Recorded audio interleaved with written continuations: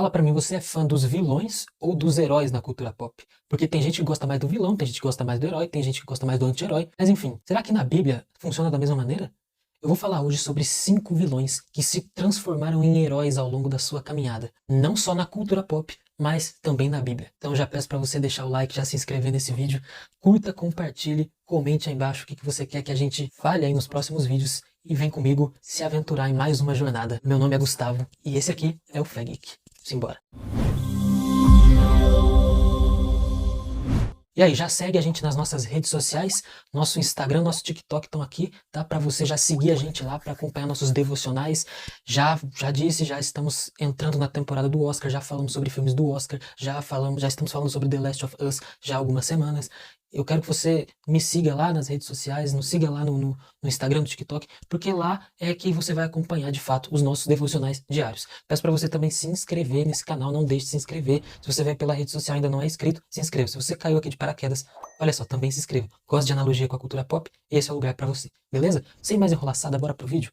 Posição número 5, Loki versus Zaqueu. O irmão do Thor foi apresentado no MCU no primeiro filme Thor. Lá ele era um personagem até que interessante. Ele foi aquele vilão mais denso, mais shakespeariano, porque inclusive esse era o desejo do diretor do filme na época. Porém ele estourou mesmo quando foi o vilão principal do filme Os Vingadores de 2012. Lá ele foi reconhecido de fato como príncipe ou rei da trapaça. Seu visual folgado, debochado e manipulador fez com que seu sucesso fosse absurdo naquele primeiro filme dos Vingadores, fazendo então com que ele retornasse a aparecer em Thor, o Mundo Sombrio, a continuação de Thor. Lá a gente começa a ver um pouquinho de benignidade no coração do Loki, porque lá ele começa ali a tentar ajudar o Thor, a sair de algumas emboscadas, lá ele começa a ver que existe uma coisa de fato importante que está acontecendo ali no meio, ele precisa ajudar. Claro que é mais os seus interesses, tanto é que no final do filme ele manipula um pouco o Thor ali para ajudar ele a governar Asgard, né? Então ele tá meio anti-herói naquele filme,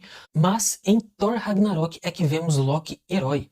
Acontece que, ao ver o fim de Asgard se aproximar, Loki não pôde ficar de fora de ajudar seu irmão, Valkyria e Hulk a derrotar Hela, a deusa da morte. Lá ele lutou contra o seu exército e também ajudou a pegar uma das joias do infinito que se cumbiria junto com Asgard, o Tesseract, objeto que ele manipulou bastante no primeiro filme dos Vingadores. Depois da vida vilanesca de Loki, ele, em Vingadores Guerra Infinita, morre em um ato de bravura para salvar a vida de seu irmão Thor, aquele com quem ele lutou praticamente a vida toda. Loki foi um homem que sempre alimentou uma coisa ruim dentro dele, devido ao fato dos seus pais talvez não amarem tanto ele da mesma forma que amavam Thor. Mas isso foi totalmente deixado de lado, quando ele viu as coisas materiais perderem o sentido e aqueles a quem o amavam, nem que fosse um pouquinho, estavam prestes a morrer. Ele, sem hesitar, entrega a sua vida nas mãos ali do Thanos e acaba morrendo como um herói em Vingadores Guerra Infinita. E é muito bonito ver o rumo que a história do Loki levou. Na Bíblia a gente vê também um cara que era o rei da trapaça. Zaqueu era um cobrador de impostos que roubava daquele povo daquela época. Ele simplesmente cobrava mais do que se deveria. Então as pessoas tinham muita raiva de Zaqueu. Pensa num cara odiado, era Zaqueu. Zaqueu não tinha nenhuma perspectiva de mudança, nenhuma perspectiva de ser honesto, mas ele teve um encontro com ninguém mais, ninguém menos que Jesus. Sim, Zaqueu era um homem muito baixinho, então ele teve que subir na árvore para ver Jesus, devido à multidão que estava ali à sua volta, de costume, como era quando ele se apresentava em algum lugar. Zaqueu, então, ele convida Jesus para almoçar em sua casa, ou jantar. Ele fala que ele precisa conhecer esse homem de quem tanto falam. Chegando lá, Jesus convence Zaqueu a devolver tudo que ele roubou em dobro. E Zaqueu assim o faz de boa vontade, porque ele, quando entrou em contato com a natureza de Jesus, ele simplesmente quis se afastar daquilo que era errado. E é assim na nossa vida, quando nós encontramos Jesus, nós tendemos a se afastar do mal e se afastar de fazer as coisas que são erradas.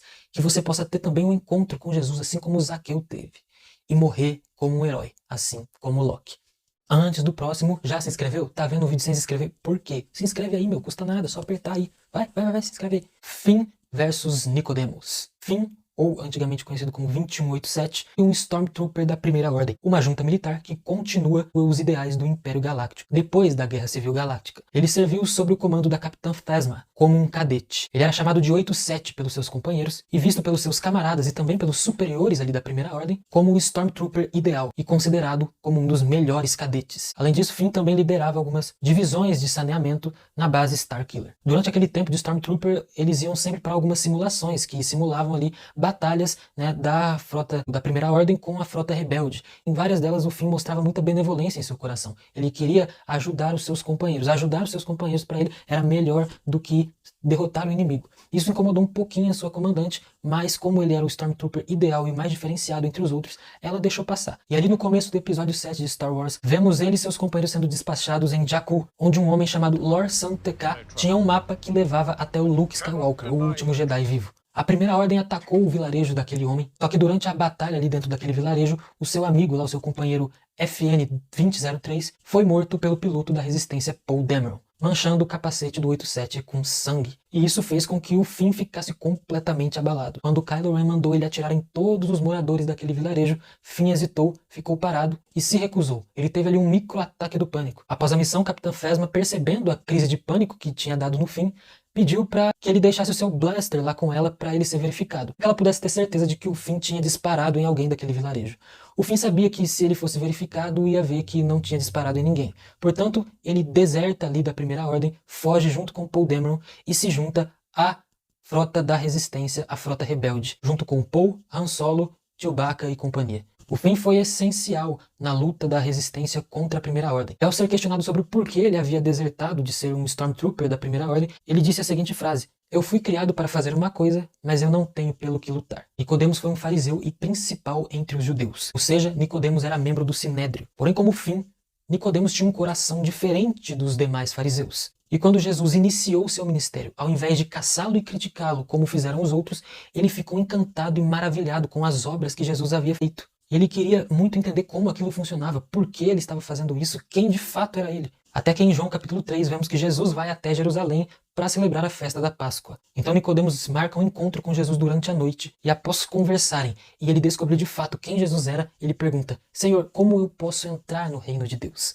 E Jesus fala aquela emblemática frase: "Você precisa nascer de novo." E ele era muito inteligente, ele entendeu que o nascer de novo não era literal, e sim mudar completamente a sua vida, mudar totalmente os seus costumes, os seus hábitos, se entregar de fato para uma vida subordinada por Deus. Sua vida mudou para sempre a partir desse encontro. Ele até ajudou José de Arimateia com o sepultamento de Jesus, fornecendo materiais necessários de espontânea vontade. Nós não sabemos que rumo tomou o final da história de Nicodemos, mas nós temos a certeza de que aquilo mexeu profundamente com ele. E talvez ele tenha, sim, nascido de novo e feito com que outras pessoas se entregassem a Cristo. Muito bonito, né? Como um fariseu acaba se tornando um herói, de fato. O Severo Snape versus Paulo. O Severo Snape é aquele cara que todo mundo achava que era vilão, mas na verdade sempre foi o herói da história. Ele preferiu se tornar um vilão por um bem maior.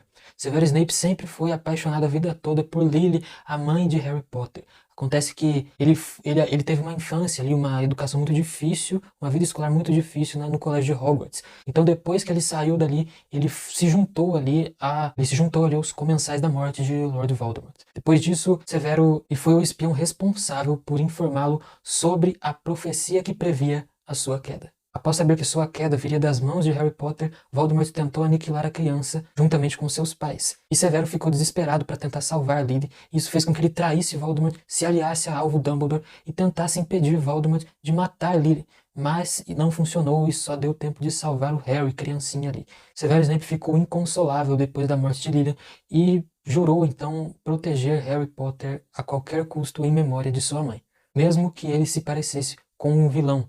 Isso fez até com que ele matasse alvos Dumbledore em Harry Potter e o Enigma do Príncipe. Sim, apenas com o intuito de proteger Harry. Severo não ligou nem um pouco para o que iam achar dele, e não ligou absolutamente pelo jeito que ele seria visto pelos alunos, nem pelo próprio Harry, que até lembrava um pouco a aparência de Tiago Potter, o que fazia com que ele tivesse sim um pouquinho de ranço do Harry. Mas isso não impediu que ele vivesse a vida toda em prol do plano de Dumbledore, para salvar a vida de Harry Potter das mãos do Lord Voldemort. O apóstolo Paulo, que até já foi comparado com Thanos em um dos devocionais lá do nosso Instagram, inclusive segue de novo a gente nas redes sociais, como eu falei anteriormente. O apóstolo Paulo, ele teve uma infância, uma vida, uma juventude toda formada em apenas um propósito: matar cristãos, torturá-los, espancá-los e fazer tudo de ruim com eles. Por quê? Porque ele simplesmente pregava uma coisa e os cristãos outra. Então, se você está pregando uma coisa diferente da minha, eu vou te matar. Nada mais justo, né? Então, ele tinha o propósito, o seu serviço, o seu trabalho, junto ali aos membros do Sinédrio, de perseguir os cristãos, de fazer com que a palavra de Jesus nunca fosse proclamada, nem levada a outras pessoas. Porém, novamente, Paulo, ele teve um grande encontro com Jesus, um encontro surreal, inesquecível. Nesse encontro, Paulo ficou cego e Jesus pergunta: por que me persegues? E Paulo até fica ali sem saber meio que responder, porque realmente ele simplesmente foi ensinado que ele tinha que perseguir, pronto. Depois desse encontro, ele entende a verdadeira natureza, o verdadeiro propósito da vinda de Cristo até a Terra. E ele fica maravilhado e não consegue ficar calado mais sobre essa verdade. E assim prega para todos os povos a verdadeira mensagem que Jesus queria passar desde quando esteve presente nesse mundo. A história da conversão de Paulo é muito bonita. Paulo realmente foi um dos grandes vilões ali dos cristãos. Mas seu processo de mudança foi verdadeiro e foi magnífico. Porque quando se encontra o Pai, não é possível viver mais como antes.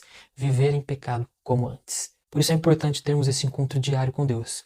Porque o nosso ontem, se era pecador, não pode ser mais. Então, quando encontro Cristo, eu deixo o meu ontem para trás. E o amanhã vai ser baseado naquilo que Cristo quer para mim. Nossa, esse ângulo aqui é bem melhor. Raabe versus Nebulosa. Nebulosa é uma assassina lufomoide, filha adotiva do guerreiro intergaláctico Thanos, irmã de Gamora. Ela foi a mão direita de Ronan e de Thanos durante a busca do Orbe. Ela ajudou eles a lutarem contra os Guardiões da Galáxia durante a Batalha de Shandar. Quando ela era criança, Thanos invadiu seu planeta, matou toda a sua família e fez com que ela se tornasse, então depois de grande, uma máquina de matar. Ele treinou a Nebulosa para transformá-la numa guerreira impiedosa. A real é que o Thanos adotou a Nebulosa apenas para testar os pontos fracos e fortes da Gamora, que era assim a sua filha preferida. Nebulosa nunca vencia a Gamora nos testes e Thanos sempre torturava ela após isso acontecer. Mesmo sempre lutando e posta diante de Gamora como sua arquirrival, ela criou um vínculo significativo com Gamora.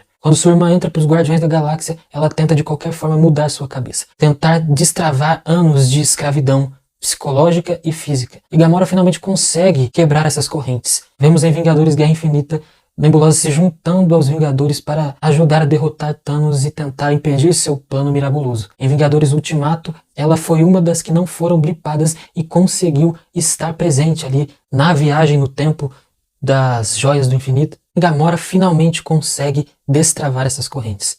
Mesmo dura de coração e com um olhar amargo, Nebulosa se torna então uma guerreira do bem, traindo seu pai, se tornando uma membro oficial então dos Guardiões da Galáxia e também fazendo parte dos Vingadores, especialmente em Ultimato. Após anos de escravidão, ela finalmente soube olhar o lado certo. E através do amor pela sua irmã, ela também pôde desenvolver um pouco de amor pelos outros. Vamos ver em Guardiões da Galáxia Volume 3 estreia esse ano, o que espera para Nebulosa. A história de Raabe começa no contexto em que Josué estava tentando guiar o povo ali até a Terra Prometida, mas existiam povos que eram muito bem protegidos, eram cercados por muros praticamente impenetráveis. Por isso, Josué chega a Jericó, e Jericó é uma cidade que ela é tampada ali por 4 imensos muros. Então, ele envia 2 espiões para dentro de Jericó para averiguar a situação da cidade e perguntar para as pessoas como funcionava a cidade, como era os métodos de armamento que aquele exército usava. Enfim, eles foram lá para tirar informações essenciais de Jericó. Porém, como as pessoas foram vendo esses dois, a conversa começou a se espalhar pela cidade e logo chegou aos ouvidos do rei que 2 estranhos estavam por aí perguntando sobre os principais pontos da cidade de Jericó. O rei então mandou procurar e matar esses 2 espiões. Eles, já sabendo disso, se esconderam em um prostíbulo, ali que encontram Raabe. Raabe era uma cidadã nata de Jericó e não tinha motivo nenhum para ajudar os 2 espiões. Pelo contrário, ela era do povo inimigo e praticava atos que eram totalmente errados perante Deus. Ela era uma prostituta ou até dona de uma casa de prostíbulos. Não tinha motivo nenhum para ela trair o seu país em nome de 2 espiões que ela nunca tinha conhecido na vida. Porém, Raabe já havia ouvido desse Deus maravilhoso que libertou o povo de Israel da escravidão lá no Egito. Porque como aquele local era muito frequentado por viajantes, os viajantes vinham contando as histórias do que viram e também do que eram falado para eles. E eles começavam a contar essas histórias e Rabi ficou ficando maravilhada com a graça e a misericórdia de Deus para com aquele povo. Ela ficou encantada pelo poder magnífico de Deus. Através de histórias dos outros, ela foi contagiada por essa graça de Deus. E quando ela ficou sabendo que esses dois rapazes eram do povo de Israel, ela não hesitou em escondê-los. E para proteger eles também das garras do rei de Jericó. Ela estava traindo o seu país, sim, mas traindo em nome de Deus. Por isso ela pediu aos dois rapazes que quando eles invadissem Jericó, eles não atacassem, não destruíssem sua casa. Eles fariam isso através de um sinal que Rabi deixaria na janela, uma fita vermelha.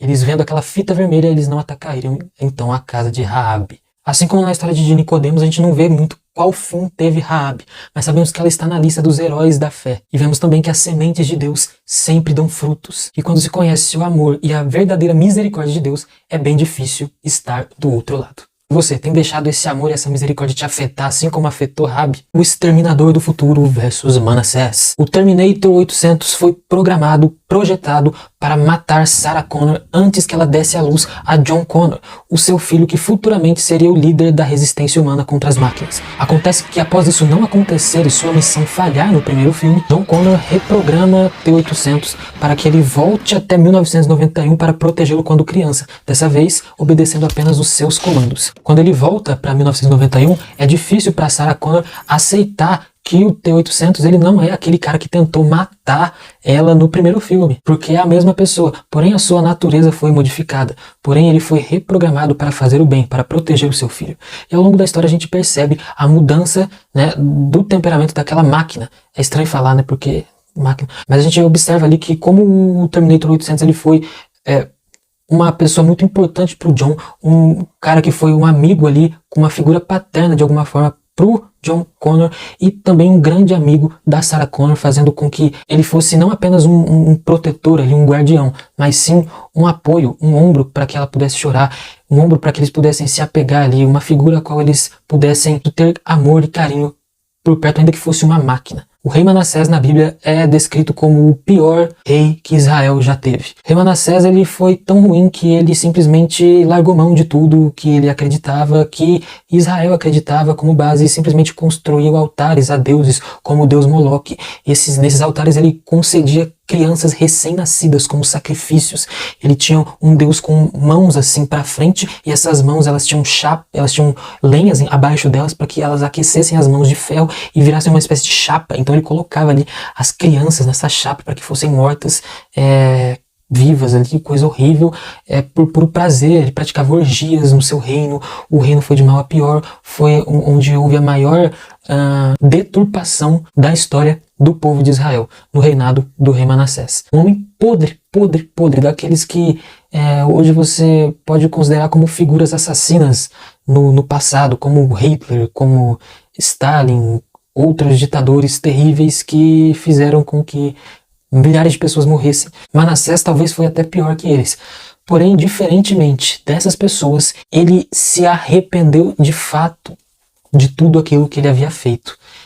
Inacreditavelmente, Manassés, ele de alguma forma é tocado e ele, no final de sua vida, se arrepende. E ele passa ali para o próximo rei, para o seu filho, que ele deveria ser rei de Israel, com o Senhor Deus Todo-Poderoso à frente de todo o povo, diferente do que ele havia feito.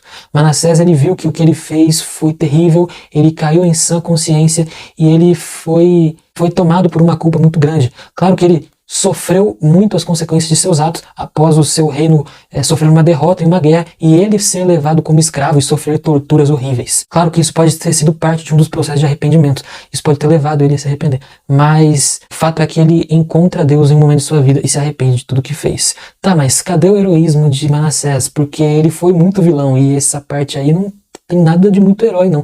Eu vou te explicar por que tem. Porque o arrependimento de Manassés mostra que não importa o quão longe estejamos, Deus sempre pode esticar o braço e te alcançar. Não importa o quão fundo você esteja, a corda que Deus joga para você, ela vai te alcançar.